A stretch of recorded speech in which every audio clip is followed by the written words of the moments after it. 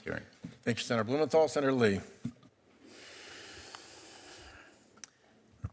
Thanks so much, Mr. Chairman. Curious about the title of this hearing. The title of the hearing is Abortion Bans and Interstate Travel for Care After Dobbs.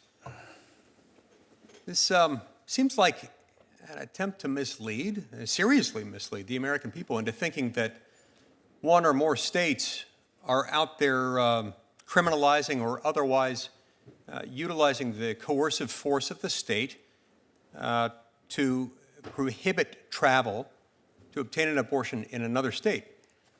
I'm not aware of a single state that's doing that. Not one. I'm not aware of a single state that's planning to do it. Now, the only thing I can think of that it could relate to is minors, the transportation of minors, underage children, across state lines in order to get an abortion, which leads me to wonder whether this is really just about the sort of the pro-abortion activist community and lobby wanting to allow traffickers and abusers and abortion providers to transport children across state lines without their parents' knowledge or consent in order to get an abortion.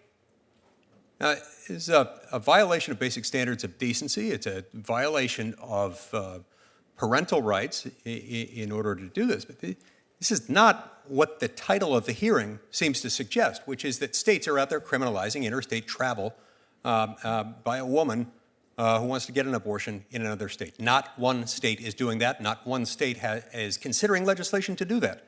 Now, don't just take my word for it on what this is really about. That is the interstate transportation of minors, of children, without their parents' knowledge or consent, so that they can get an abortion. Planned Parenthood employees have themselves confirmed it. An adult male working undercover as an investigator with Project Veritas in Missouri told Planned Parenthood employees that he was seeking an abortion for a 13-year-old girl without her parents' knowledge or consent.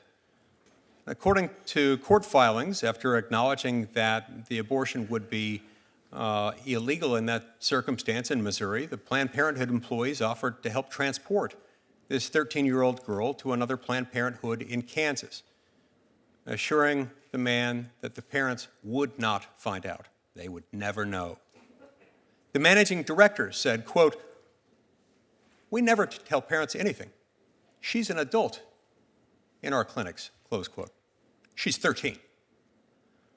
When the reporter asked how to transport the 13-year-old girl to Kansas for an abortion, the managing director said that this was, quote, "not their first rodeo. They're going to know exactly how to handle that," close quote. The managing director went so far as to write a doctor's note to the child's school saying, quote, "We can cut off our letterhead so it doesn't even say where the child's going," and offered to arrange transportation for the child, get the child to Kansas, and even pay for the abortion, lodging, and other services so that the 13-year-old girl could undergo an abortion, a significant surgical medical procedure, one that in some circumstances can present complications that themselves can be life-threatening, all without her parents' knowledge or consent. This is appalling. Dr. Scott, do you believe it's ethical to conduct an elective, non-emergency surgical procedure of any kind on a minor, on a child, without notifying and, in fact, without notifying and obtaining the consent of the parents, and, in fact, actively concealing the fact from the parents that the procedure is happening? No, it's a bedrock standard of medical care that we do not commit a procedure of any type upon a minor. They are not felt to be able to give informed consent by themselves, and we do need the parents' consent. Okay.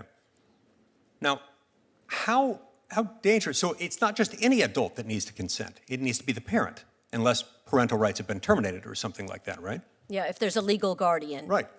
Now, how dangerous is it to conceal a surgical procedure, perhaps an abortion, for example, from the parents of a teenage girl who might experience complications from the abortion?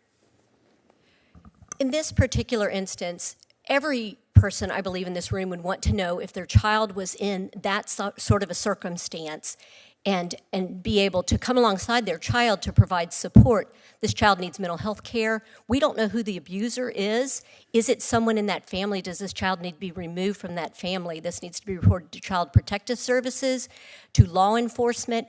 As a civil society, we should want whoever impregnated that girl, which is by definition statutory rape, to be prosecuted. We should want to stop this from ever occurring. The abortion will not fix the girl. It will not restore her innocence. It will merely add trauma to trauma.